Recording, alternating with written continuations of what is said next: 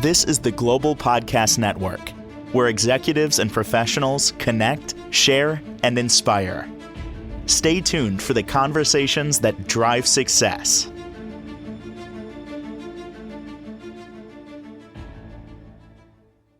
If you are a parent, I don't even have to tell you this, how challenging it can be when it comes to school. And when your child is excelling or moving up to the next grade, a lot of decisions to be made, class planning, school, lots going on there. Now, let's add to that, we're going to send them to a private school. It's a better choice. It supports what our goals are and what our child's goals are down the road. How do you make that decision? There's so many involved. You call an educational consultant. Didn't know it existed until I met her. And we're going to learn all about that process and her backstory too, because I find this to be a fascinating niche. Erin Gevertz joins us on the program today. How are you doing? Hey, Steve. I'm doing great. Thanks for having me. I'm excited to be here. Yeah, it's great to have you here. And I just want to confirm out of the gate that you can work with anybody anywhere virtually. Is that right? Correct. Yeah, all of my work is virtual. I definitely know Bay Area schools the best, and California boarding schools the best. But there is a network of people like me across the country, who specialize in their local schools. I'm happy to help connect folks to other folks who might be more appropriate in Yeah. their areas. But yeah, generally speaking, applying to private schools. Is something that, yeah, there's skills that are transferable across the country. And I would imagine that we're primarily talking about middle school and high school here. Correct. Yeah, there are families who and consultants who work with folks applying to kindergarten. I started my work working with middle schoolers, and I don't know anything about 5-year-olds or about kindergartners. So there's other experts out there who can help folks find the right kindergarten or lower school placement if that's what you're looking for. How often do you come across a family where the child is going to, let's say, public school and then they pivot over to middle school? Is that typically what happens? Yeah. In a metropolitan place, there's often a range of schools out there for folks. And I think it's exciting opportunity for families to explore what's out there. For the record, I grew up going to public schools. I don't think one is better than the other. That is absolutely not my stance on things. Mm. But I think depending on your kid, depending on your resources and what you're looking for, I think it's important to explore what's out there and see what it is. So typically, elementary ends in fifth grade. You're looking for a new option, what's going to come next for sixth grade, or it ends in eighth grade, and then you're looking for what's next for ninth grade. And so there's a chance to explore and see what's out there. Yeah. There's so much involved here. I mean, doing the homework alone, even as a parent, only goes so far Right. because we don't know the questions to ask. You go to, a bright and shiny website for a private school, looks good to me. But Hmm. and I want to go back to what you said for just a moment, that there's no public school better than the other. And I really think it starts with the parents. It's what you put in, you get out of it. There some people would say, a district where I am, well, that one's not that great. But then you look at, like, a friend of mine sent his kids there. They did phenomenal, fantastic, because he was aware of it and he was on top of it, as was their mother in terms of homework and activities and all of that. So, that being said, what would you say are three main points of, I don't want to say concern, but should be on your radar when you're looking for a private school? Are there certain things that kind of stand out for you? Yeah. Um, so let's see, three things to look for. So one is like there's a mission and values alignment fit that I think is important for families to consider. When you're looking at middle school, I believe parents, when you're looking for a 9 or a 10-year-old about what's coming next, I believe that the parents or guardians have a lot more say in making that decision. But when I'm thinking about high school, I think those kids are older. You're 13, 14 years old. you've done a little more critical thinking. And so I believe it's more of a mix of the parents working with the kids to help find what they think is going to be a great place or hopefully great places. So three things to look for. One is like mission values alignment. Do what we're teaching here and the style of teaching, how does that feel? I think one of the most important things is that you get on campus and you're able to see things in action. And this is why it's also helpful to go to a couple different places Mhm. because when you go, you're able to kind of compare and contrast and see, are the kids doing some interesting projects? How are teachers talking about things? How do schools, handle bullying or different issues that are going to come up because kids are kids and kids make mistakes, and how do we handle that? Um, and then for high school, I think it's important. A lot of kids, you want to try a particular language or you want to try a particular sport or art or something. So hopefully there are things that you want to that interest you, right? What looks interesting to me and the opportunity to try new things. Some schools with sports, it's really hard to make a team. And so even if you think you're really good at basketball, you might not Mm. make the team. So if you really want to play, maybe you should be targeting a different school that has, no cuts or more teams or something like that. The one thing as you said that, I'm thinking you you have to consider your resources for private school, but then you have to consider the school's resources. So, for example, let's say that your child wants to go into computer science or a very tech savvy area. What do they have there? Let's take a look at their equipment. Let's take a look at the teachers. What's their background? Does it align with what your child wants to do? It almost sounds like since this is private school, you should do a deep dive. It's a you're a consumer. That's where I'm going with that. And should that be the mentality as well? Tell me a little more about your question. Sorry. That you should look at it as you're buying it.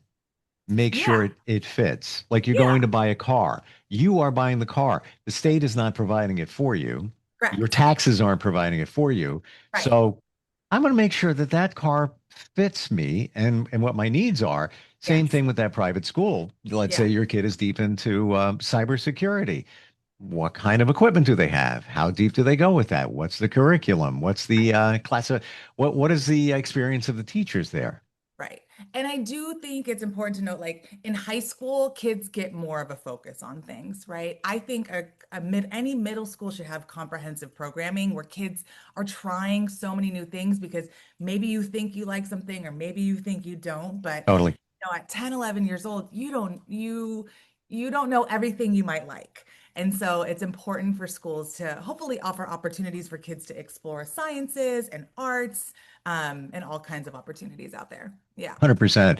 Yeah. So, unique field that you're in as an educational consultant. Erin, give us your backstory. Where did this all begin? Yeah. So I did get my degree in education at the University of Oregon. I've always loved working with kids. And I went and taught for a couple of years at a bilingual private school in Puerto Vallarta, Mexico, which was fantastic. I learned Spanish, and those kids are all grown up now. And I learned that I did not want to be a full-time teacher, but I did still want to work in education. So when I moved back to the Bay Area, I was working for a nonprofit that helped to support students from low-income families getting into private schools, getting into private middle and private high schools. And so that's kind of my introduction to this. I grew up going to public schools. I went to public schools here in the Bay Area. I didn't really know anything about the private school world, but to be able to support families and kids who, because they were from low income families, they didn't think they could afford it. Many private schools have financial aid, and we're going to talk more about this in future episodes, but they have money to give to families based on your income, right? And so what we helped to do in this program was find kids that were a good match for the school academically, culturally, and kids who were ready for a different kind of challenge and maybe a new environment. And also kids who the school could give money to because the school has money to give. And so for 10 years, I was there and I supported these kids as they moved through middle and high school and off into college. I went Wow. to work for a national organization after that that was doing similar work, but across. So I got some insight on the national landscape of education and different schools across the country and all of that. And then in April of 2020, the organization moved entirely back to New York. I am in the Bay Area. And so, with plenty of time on my hands due to the pandemic, I was able to start my own business and, and get this going 5 years ago, Wow. almost 6 years Um, ago. Yeah. we just swung a door wide open when you said financial aid can be available, potentially available for some families, and that schools have financial resources to provide to those families. Yeah. Definitely got to get to that in the Yes, we will future. get more into that. Absolutely. Yeah. So let's say you're a parent, and for whatever reason, let's say you're not feeling the public school thing. No judgment. That's all good. Would you say it's very important to, if you're going to make that change, to do it with middle school, as opposed to, well, they got another year or two left in middle school. We'll wait till high school. What are your thoughts there in terms of age and timing? Yeah, I think it just depends. So I do think depending on the middle schools available, right? So I can speak mostly to the Bay Area, but here we have a ton of fantastic independent, and so there's different kinds of private schools, right? So to back up a little bit, there's independent schools which are outside of the school district. They are not necessarily religiously affiliated, but all schools in anywhere, private, charter, public, have to meet the state standards of education. But in a private school, they have a little more leeway as to how they meet those standards.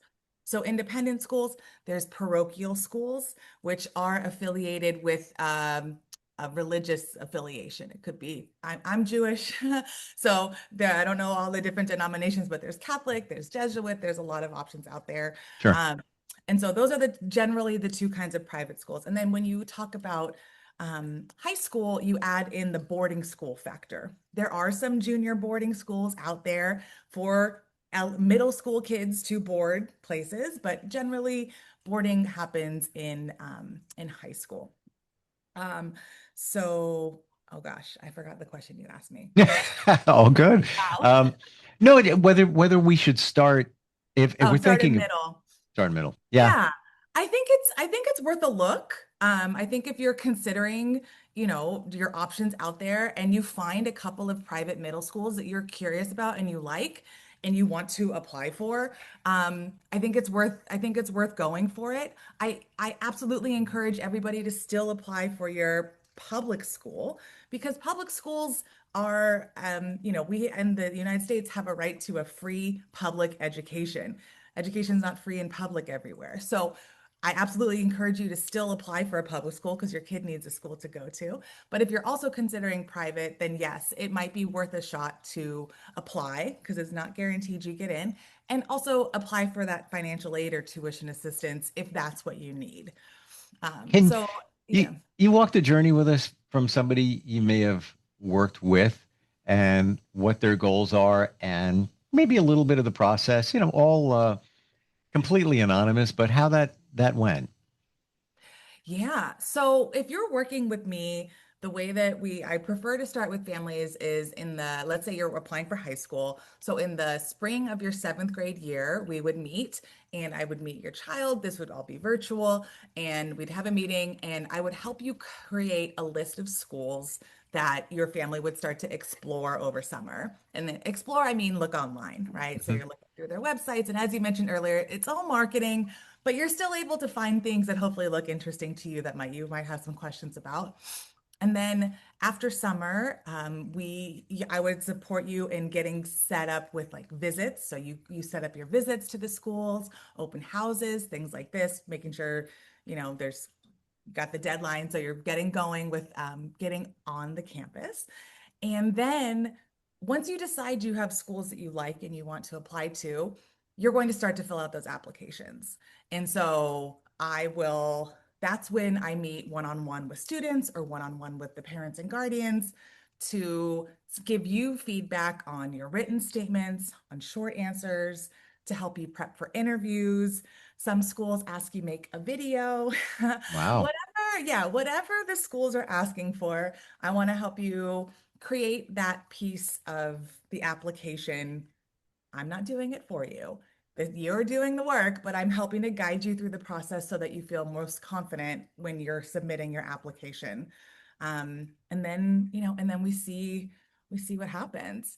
Once you're accepted into a school, I think I've had a lot of kids. I was visiting a school the other day and I ran into one of my students and she was just like, this is the best place I could have been. I'm so excited I could be here. And last year I ran into one of my students who, from my original program that I mentioned a long time ago. So I knew him when he was in fourth grade, and now he was the student class body president at this high school in San Francisco. And so, yeah, I love seeing kids thrive. I mean, I think.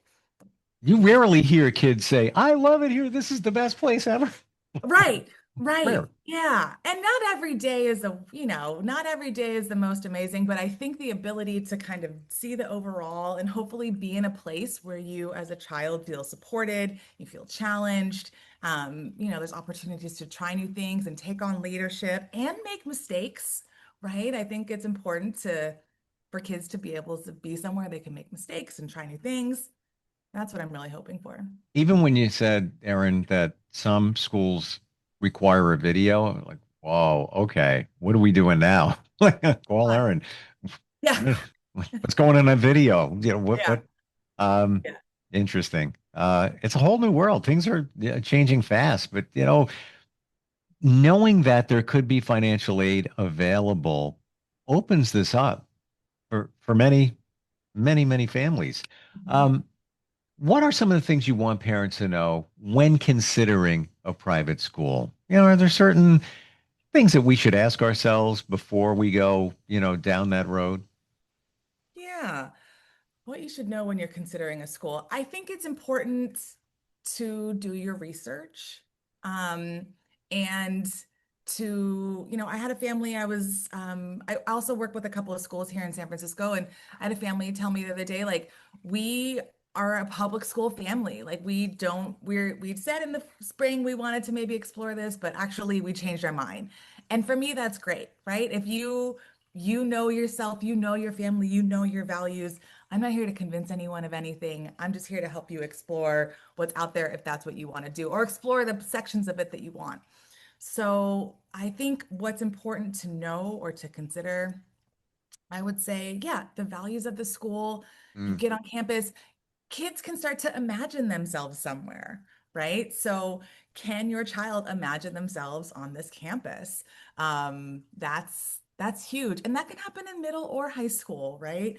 Um, I think it's important to keep an open mind when you're looking at schools. Sometimes you hear things from other people or you read something on the internet, and not that it's not important to take in various forms of information. I also think it's important to keep your blinders on a little bit and think specifically about your child, this child, not your older child, not your younger child, but this child we're talking about right now, and think about what is great for them. What programs, what offerings, what class style. Some kids can really thrive in a huge, big school. Fantastic. Some kids might need a smaller school. Asking your kid that directly, they're not going to know until they get on campus. So Mm. making the time, and takes time, but making the time to get on campus and get to know the schools, which are things that are happening right now in September. This is being recorded in September. September, October, November, December is the perfect time to start exploring and getting on campus and seeing the schools. I love what you said about having your child imagine that they are, because that's one of the best parts of being a kid, your imagination. Right. So encouraging them to visualize what's it like, tomorrow you're going to be here. What's it Yeah. going to feel like? Where are you going to go? What so Yeah. far as we take a tour? What's your favorite spot? You mentioned the interview process, and that can be a little unnerving. Do you ever do like call it a mock interview? I sure do. And I am actually putting together a mock interview workshop with a friend of mine who was an admissions counselor prior to this. And so in one of our next episodes, I'm going to have all that information together to share for folks. But yeah, mock interviews are fantastic. So I have a lesson that I teach about interviewing, what you should be doing before, during, and after the interview, including writing a thank you note. You know, Yeah. and then just getting kids to talk about themselves. It's not something they're used to doing, right? And I think also being authentic. No, you know, for if you're in high school and you're looking at an eighth grader, you're looking for an eighth grader. You're not looking for a grad student level kiddo. You're looking for a child, but hopefully who knows themselves a little bit, who's able to express themselves and get excited about something. Like that's, you know, Mm. that's what high schools are looking for. Not everyone has to be super polished or I would super. imagine even the application, now that we're talking about it, seems a little bit deeper, almost, I'm going to say it's like college applications, but it's an application. Um, do you help like different strategies of what to put down, how to approach it? Yes, absolutely. Yeah. So I have another lesson that's called choosing a meaningful essay topic, because generally speaking, you know, you have to write one main essay, like a 500-word essay for schools. Mm. Um, and then also a lot of schools will have some short answer questions, which could be a fill in the sentence or, you know, a 250 word, like a paragraph or two of something. Um, and so, yeah, so, you know, supporting students with strategies like if you really love soccer, great, but not every single answer should be about soccer, right? You are more Right. dynamic than this one sport that you play or this one thing that you do. You have other interests and curiosities. Hmm. There's a lot, Erin. There's a lot more involved in this than I ever imagined. Yeah, there is. And that's Yeah. why we're here to help. That's why that's why we need help. It's like seriously, my kids, they're now 17 and 19, and they started at a private school. Just, the district was okay, Mhm. but I was like, all right, you know what? We'll start here. And then I moved and I was very happy with the district. Um, it was just a different structure and support. So left the private school, but that was elementary. Very Mhm. different when you're, heading into high school, within the private school area. How does it begin for you? Somebody wants to connect with you. What do they do? Yeah, great. So you would go to my website, eringevertz.com, ERINGEVERTZ.com. And on there, there's a like a inquire now form, or so you're able to fill out some basic information, and then it will trigger an email to me, and I'll send you a scheduling link. So a lot of consultants do something like I do, which is I have a free 30-minute chat with families to hear about what a family's hopes and goals are for this process, learn a little bit about their child, and make sure that we are a good match to work together. Because there's a lot of different scenarios, a lot of different kids out there. And Yeah. so if I'm not the right match for you, I might know somebody or be able to refer you to somebody who would be a better match of a consultant to support you along your middle or high school journey. Awesome. And then, you know, and then I work hourly. So there'd be a contract that we would sign and then we would get going. Yeah. Refreshing talking with you. Didn't even know this existed. Yeah. And there's, many different private schools, even in my area. I could just start naming them off, but I know nothing about them. Yep. And I wouldn't even know, aside from looking at a website and maybe going for an interview, even how to do that deep dive. So what you offer is fantastic, and you can do it anywhere virtually or for anybody. That's right. Great having you on here. Great meeting you. Thanks, Steve. Yeah. Next time, we got lots of things to talk about. Maybe dig into the financial aspect, the interview process, and lots Yeah. more. Looking We can forward take to some it. live calls. Yeah. Oh, yeah. And then we could do that too. Yeah, Yep. absolutely. By the way, I'm going to throw out there instant feedback, Steve at gmail.com. If you have a question next time we get together, and looking forward to that. All right. Thank you. Appreciate it. We'll be right back. This is the Global Podcast Network, where executives and professionals connect, share, and inspire. Stay tuned for the conversations that drive success.